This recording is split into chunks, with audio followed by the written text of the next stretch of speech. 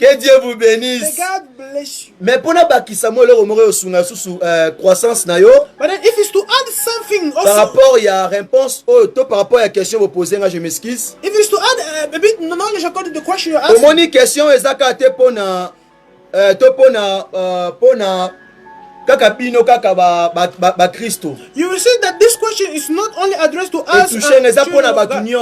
It is for everybody. It's for everybody this question. Alors cette question, now this question, directement. It is taking us straight na réalité. In the reality. Topé na histoire. Or in history. Topé na vie à un homme samaritain. Or in the life of a Samaritan man.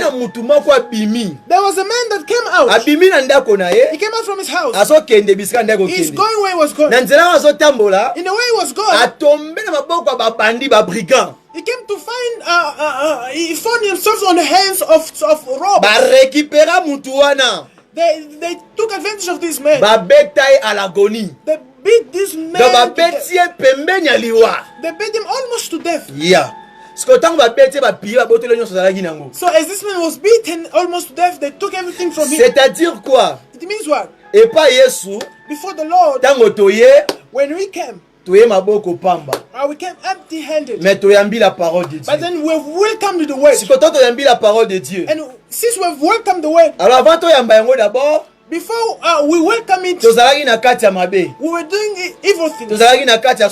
We were suffering. But it happened that in that evil things, every pastor that were coming, every priest that were coming,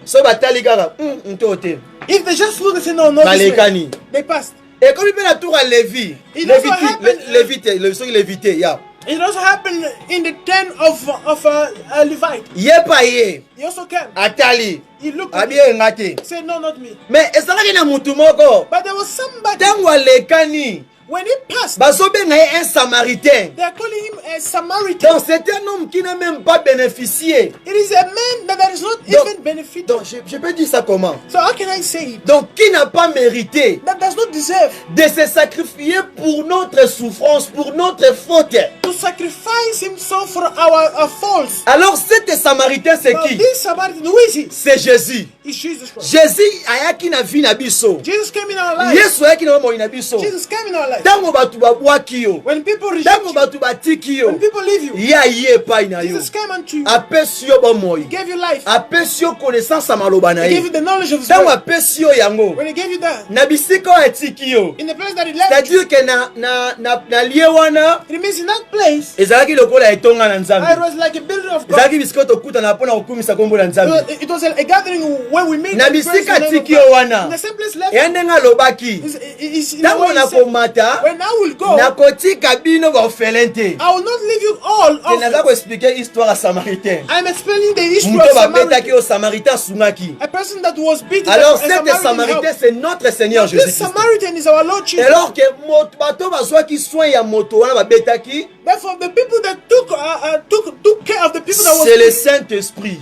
Is the Holy Spirit. C'est le Saint-Esprit. Is the Holy Spirit. Alors ceux qui ont réussi à garder cette parole, therefore if we be able to keep the scripture, pour mettre cette parole en pratique matin, midi, soir, to put the scriptures in practice, quand le Samaritain va revenir, when the Samaritan will come back, pour voir maintenant, to see now, comment est-ce que, how, au soir quito, comment est-ce que au batela qui temple wana, how you took care of the temple. Et na bisikana akofuta siko watu komi siko basali na ye. And in that place he's gonna pay now that in that akofuta siko yo moto na moto selon every autre zo sala. He's gonna pay each and everyone according to what même nga mosali na nzambe yo mosali na nzambe. That's why even you servants of God, yo bien aimé, you beloved children, pona kokota bokonza likolo, to enter the kingdom of heaven. Ezo senga na biso we should ya kotambola selon la parole de Dieu et de suivre la doctrine de notre Seigneur Jésus-Christ. To walk according to the word of God and follow his own doctrines. Et en le faisant, and do it, le jour J, and by doing, chacun de nous sera payé selon son œuvre.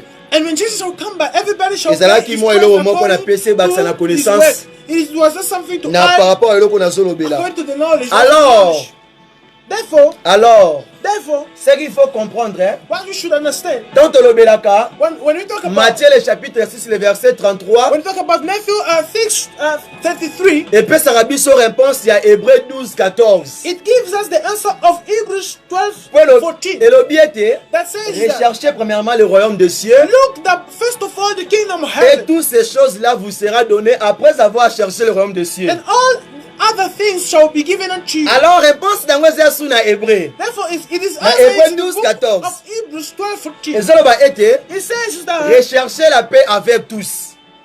look for peace with everybody. Et la sanctification, and the holiness, sans laquelle personne ne verra le Seigneur. Because without it, nobody alors shall ceux see qui God. ont rempli les critères au union sauté, if you not meet all those c'est criteria, vraiment difficile. it will be difficult. Donc il faut tous s'efforcer caca Therefore we have to force pour ourselves méditer cette parole and we have to et meditate de this faire word, l'effort de le mettre en pratique. and to do all our best to put it in D'abord action. que Dieu vous bénisse pour May votre God question aussi. bless you for the Je wonderful ne sais pas si question. je n'ai pas répondu à votre question I don't par know if rapport you've à answered your question votre according to the way you have asked me.